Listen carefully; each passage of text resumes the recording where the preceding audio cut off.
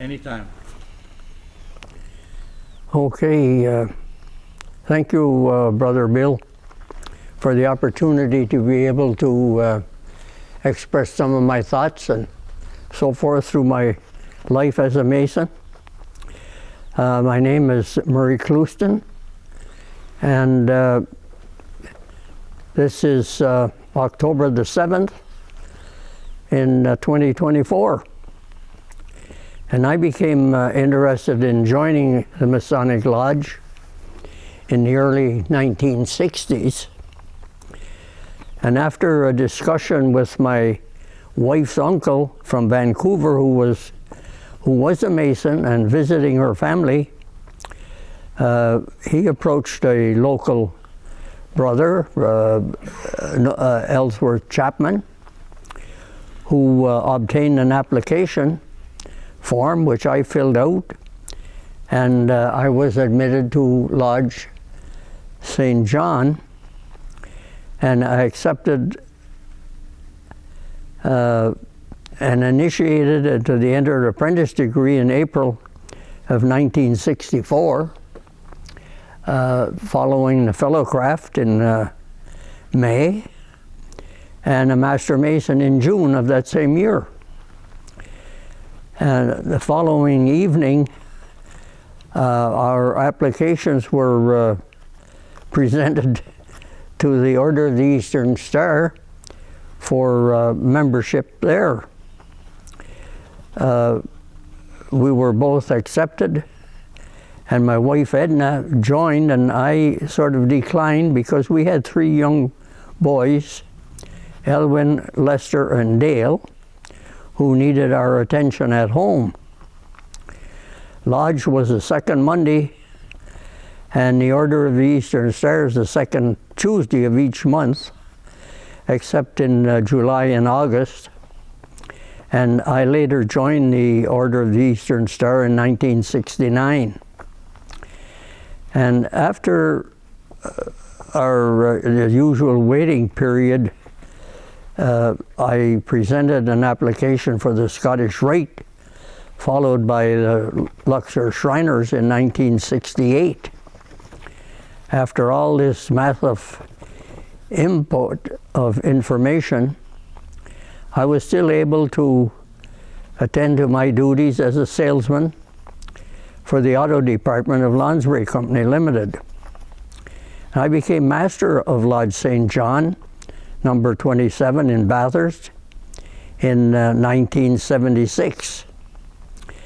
During this period, our lodge was under extensive renovations, a new basement, a new roof, siding, etc. Our membership was around 135 at that time, and I recall we had 7 new applicants as members during that year. Regular attendance at our meeting was usually around 35 to 40, and special occasions over 50.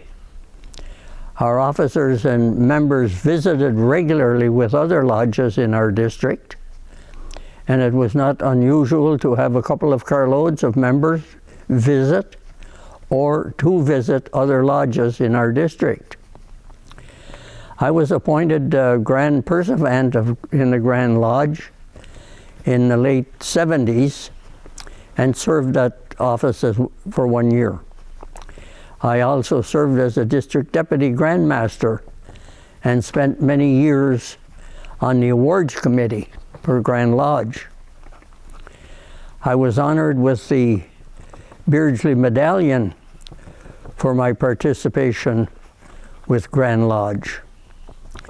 And I was invited for membership in the Royal Order of Jesters in 1977. I was elected as potentate of Luxor Shriners in 1989, and we had a very successful year. I was honored to be coronated a 33rd degree honorary Inspectors General in the ancient and accepted Scottish Rite of Canada in Hamilton, Ontario on September the 9th, 1993. I was invited to join the Royal Order of Scotland in 2004. Two of our sons joined the Masonic Order and the Shriners. Edna and I were married in 1952 and spent 67 happy years together.